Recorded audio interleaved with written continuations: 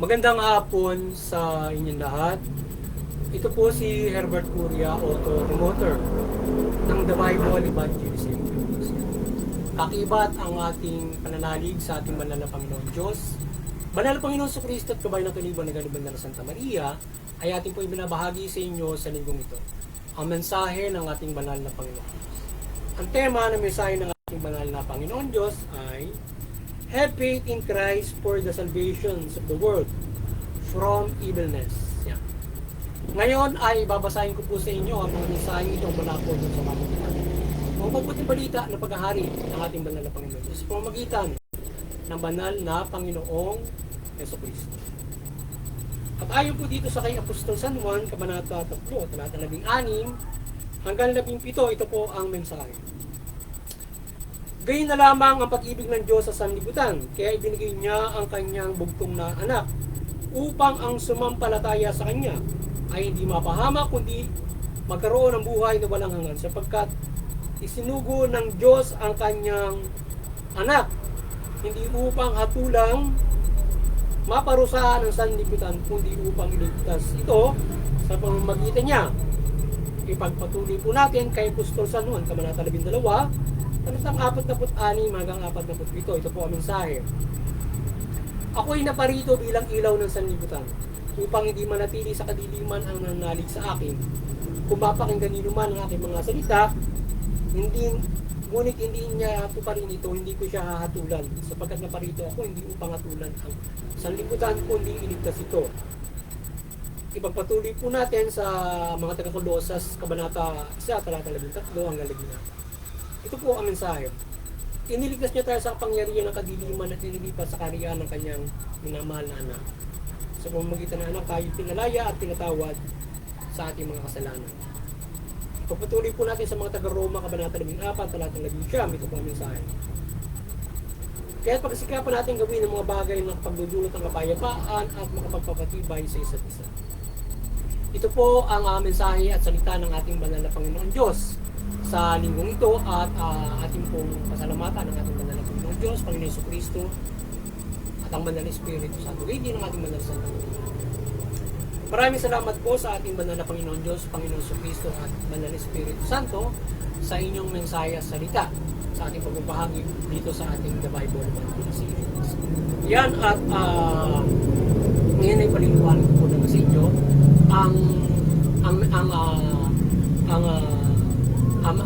ang mensaheng ito ng ating banal na Panginoon Diyos. Mula sa tema na have faith in Christ for the salvation of the world from evilness. Ay babatid sa atin ng ating banal na Panginoon Diyos na tayo ay manampalataya sa kanyang bugtong na anak sa pagliligtas na ginawa niya sa sangkatauhan.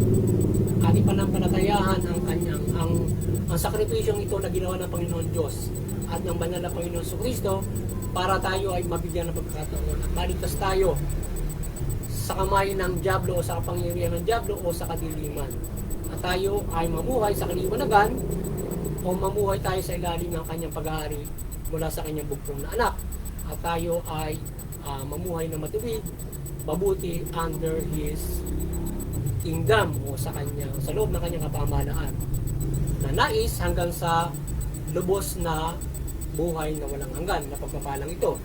Yan ang nais ng ating banal na Panginoon Diyos na ipabatid sa atin, na tayo ay manampalataya sa kanyang bugtong na anak para sa kaligtasang ito na ipinagkaloob niya sa atin. Sapagkat isinugo niya ang bugtong na anak para tayo ay maligtas sa mga pagkakasala na dulot ng kapangyarihan ng demonyo na luminlang sa ating luminlang sa unang nililikang mga tao hanggang sa ating panahon ngayon, na patuloy na nilililang ng dyablo ang lahat upang siya ang sa kanya manampalataya yung mga tao, at ito ay hindi manampalataya sa ating banal na Panginoon Diyos o makagawa ng mga pagkakasala o mamuhay ayon sa hindi mabuting pamumuhay o hindi ayon sa kalooban ng ating banal na Panginoon Diyos.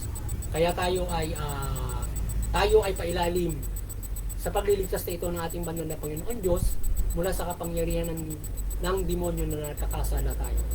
Sapagkat kung tayo ay nagkakasala, tayo nagpapailalim sa kapangyarihan ng demonyo. Ngayon kung tayo naman ay gagawa ng mabuti, Mula sa gabay ng banal na Panginoong Jesucristo tayo nagpapailalim sa kanyang paghahari at sa Panginoon Diyos. Ang kauuwihan natin ay kaligtasan spiritual at buhay na walang hanggan at pagpapala ng Panginoon Diyos at pang-araw-araw na kaligtasan at mapayapang pamumuhay at maunlad na pamumuhay.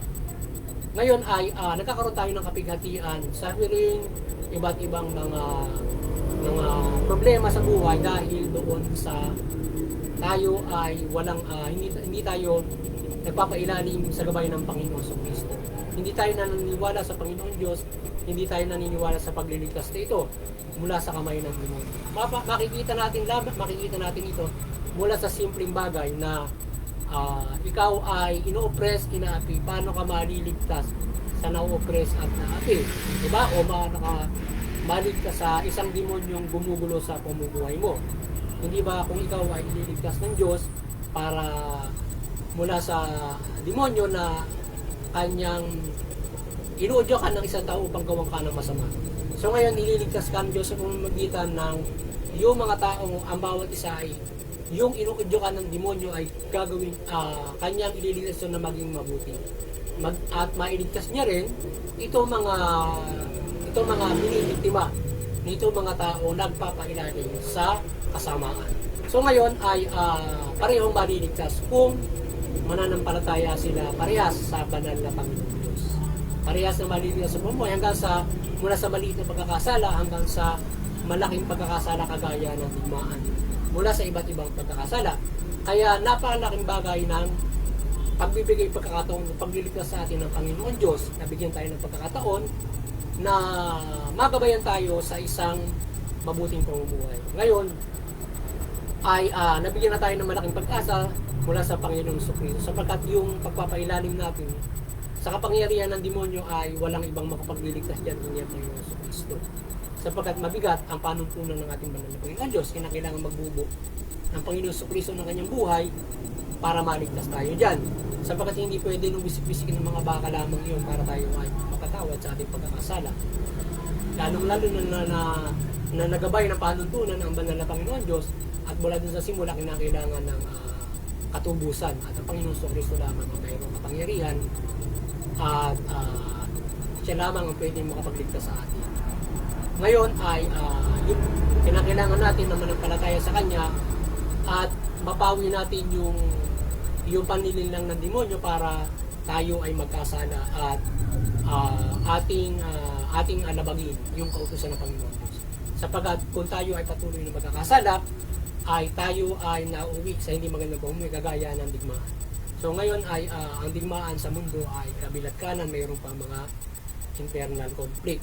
So ngayon, yung pagliligtas ng Panginoon Diyos, gusto niya maligtas ang lahat, lalo sa ganyan mga digmaan. Kaya ang pagpapairal, kaya manampalataya tayo sa Panginoon Diyos para umiral yung kapayapaan. Practically, kung susundin natin yun, tayo pa lamang ay iiral na yung kapayapaan.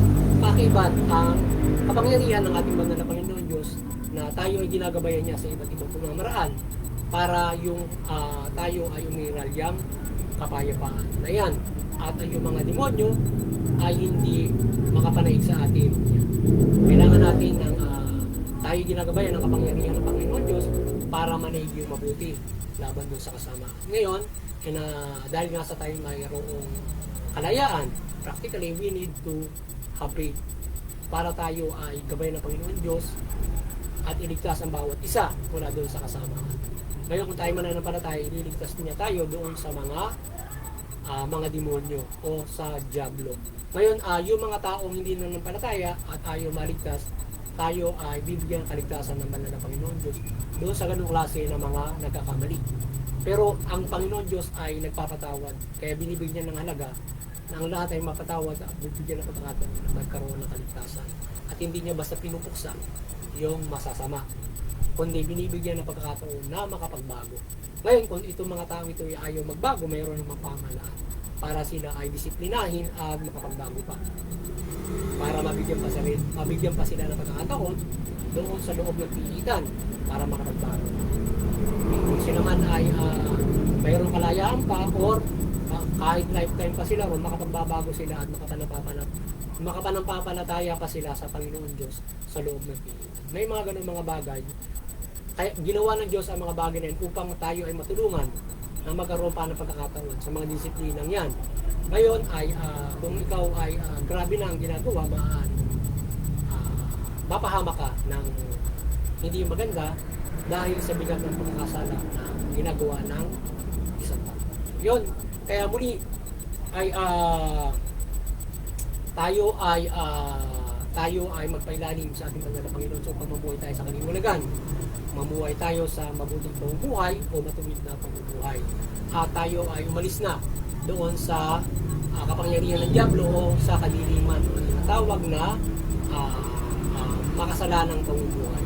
So tayo ay para maiwasan natin yung pagkakasala, kailangan natin ay pananampalataya sa Panginoon Diyos mula Panginoon. So sundin natin yung kanyang kalooban para makaiwas tayo sa pananampalataya. At ang mabuting balita ay ginagabayan tayo para tayo ay magkaroon ng katatagan, para tayo magkaroon ng mahusay na pag-uugali upang maiwasan natin ang paggawa ng kasamaan. At masunod natin kung ano ba ang mabuting pamumuhay para tayo ay hindi magkasala. So, ginagabayan tayo ng Panginoon Diyos diyan sa mabuting balita. Yan ang gabay sa atin para tayo ay magkaroon ng kaligtasan spiritual. So, kaya nanampalataya tayo sa salvation na ginagawa ng ating Panginoon Kristo para tayo maligtas sa pang-araw-araw nating pamumuhay. Sapagkat kung tayo ay mapapatuloy sa pagkakasala, kung common good lamang yung ating pag-iiralin, ay hindi na iwasan na mayroong nananamantala dyan. Pero ang pag-iiralin natin ay yung pananampalataya, higit na tayo ay makapamumuhay ng mabuti sapagkat banal yung gabay ng Panginoon. Muli, sana ay nagabayan na naman kayo ng The Bible Evangelizations sa inyong spiritual na bumubuhay sa ating pagbabagi ito ng mabuting balita o salita ng ating banal na Panginoon. At kayo ay magkaroon ng malaking pagkasa sa inyong kaligtasang espiritu.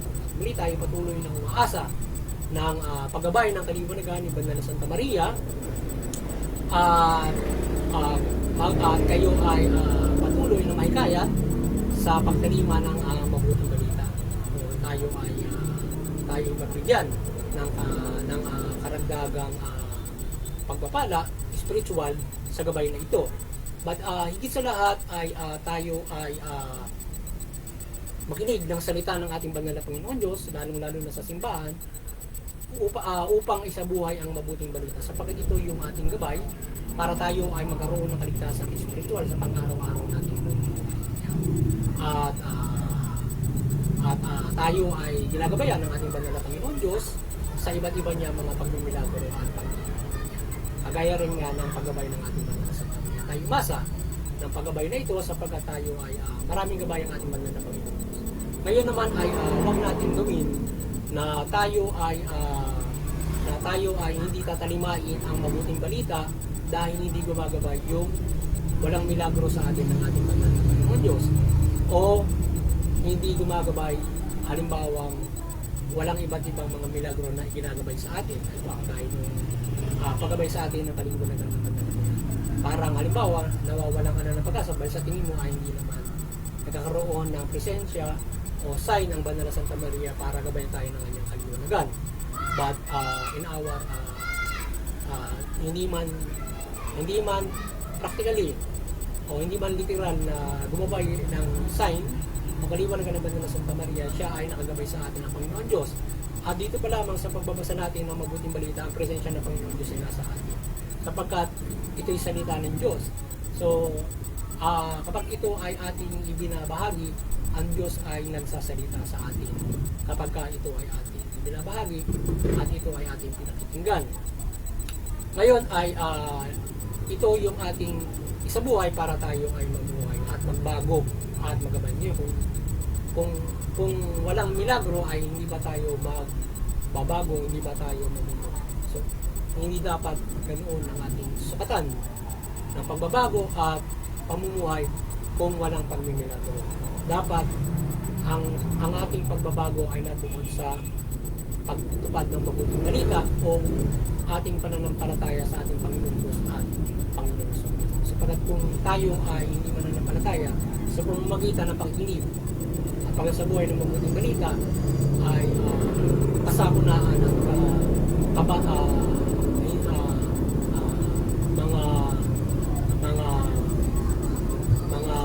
mga pagtutuwid ang ating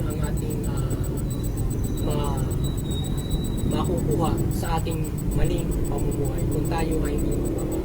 Kaya nga sinasabi ng Panginoon, maaari tayo mapahamak kung tayo ay hindi magbabago. Kaya na nangyayari yung mga digmaan sa mga bansa sapagkat nagkakamali na. Walang paniniwala sa ating Panginoon Diyos, hindi pinaniwalaan ang kanila makakakita ng mga kamamalagan.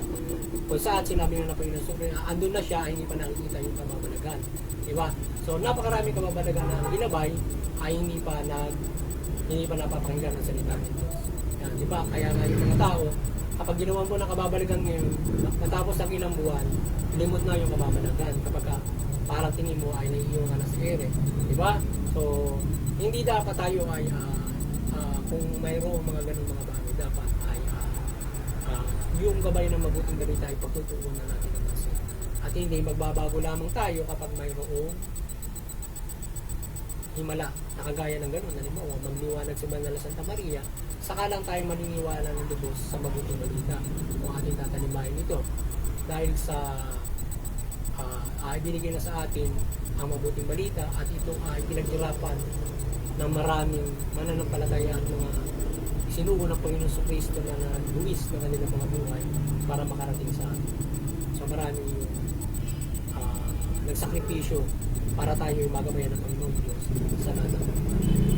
Kaya kung tayo ay hindi mananampalataya, kagaya ng mga digmaan, yan ay mga kasakunaan na mangyayari sa atin kapag tayo ay nagpapatuloy sa ating kasamaan.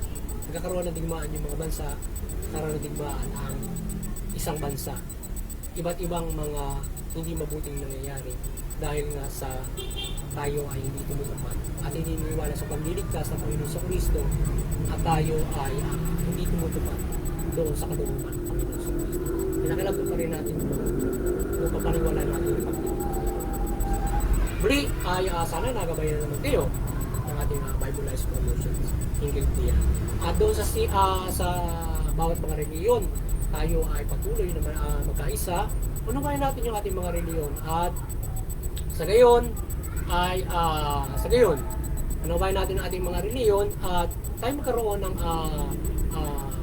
mapayapang pagsasamahan at hindi na uwi sa sigalutan at awayan o digmaan ng mga bansa dahil sa reliyon. Bagkus ay tayo ay magnanawaan, magpapairal ng pag-ibig, pagtutulungan, concern, channel, ang mga tinuturong mabuti. At maliban dyan ay dun sa CBCP and Vatican Church ay tayo ay maliwanagan ng ating Banal na Santa Maria at ang CBCP at Vatican Church ay patuloy na pagbuklodin ang sangkatawan sa pananampalataya sa ating Panginoon Diyos sa pamamagitan ng banal na Panginoon Kristo at mabuting balita. At sa ating munting kakayanan sa pagbabahagi ng The Bible evangelizations ng mabuting balita ay patuloy tayo ng palataya ng kaliwanagan ng Banal na Santa Maria at patuloy tayong gabayan ng Panginoon Diyos, Panginoon sa Kristo, Espiritu Santo at Banal na Santa Maria sa pagbabahagi ito at mabuklod natin ang sangatawan sa pananampalataya sa Panginoon Diyos mula Panginoon sa Kristo at mabuting balita. At doon sa mga kapamalaan, kayo ay patuloy na magabayan ng ating banal na Panginoon Diyos, Panginoon sa Kristo, Banal na Espiritu sa Banal na Santa Maria, at patuloy kayong mamahala ng matuwid, mabuti, tugulin yung karapatang pantawad ng pairal kayo ng patas ng justisya. Sa gayon makapamumuhay ng mapayapa, may kaayusan yung inyong nasasakupan at makapamumuhay sila ng maunlad. Matutugod nyo yung kanilang karapatan. At higit sa lahat ay makapanampalataya sila ng mapayapa sa banal na Panginoon Diyos o napapairal nyo yung mabuting pamamahala at kaayusan sa bawat isa at equal na justisya. At maliban dyan ay yung kaligtasan spiritual ay ating matatamo. Yan at muli magandang hapon sa inyo lahat at sana doon sa lokal na pamahalaan maliwanagan kayo ni Banal na Santa Maria at kayo ay patuloy na mamahala ng mabuti at matuwid. maging doon sa lokal na enforcement, PNP, dito sa bayan namin, sa Infanta Quezon, na kayo ay maliwanagan at kayo ay maging force ng patas, matuwid at tugunin yung karapatan ng tao. Yan. At makadiyos na pagsasayos ng peace and order. Doon naman sa aming parokya, lokal na parokya, sa Infanta Quezon, kayo ay maliwanagan ni Manang Santa Maria. Patuloy yung pagbuklurin yung mamamayan ng Infanta Quezon at sila ay mabuklod sa pananampalataya sa Panginoon Diyos mula Panginoon sa Kristo at mabuting balita. Muli, ay tayo ay patuloy na umaasa na tayo ay pagpalain ng ating banal na Panginoon sa ating buhay at protektahan tayo sa ating pang-araw-araw na pumuhay mula sa pagsasabuhay ng mabuting balita at ng kanyang kapangyarihan. Muli, wag tayo ay mamuhay na umaasa sa Panginoon Diyos mula sa pagtupad ng mabuting balita at pagpapala niya, at hindi lamang tayo magbabago kung tayo ay hindi makakakita ng mga pag-iwala. Magandang hapon sa inyo lahat.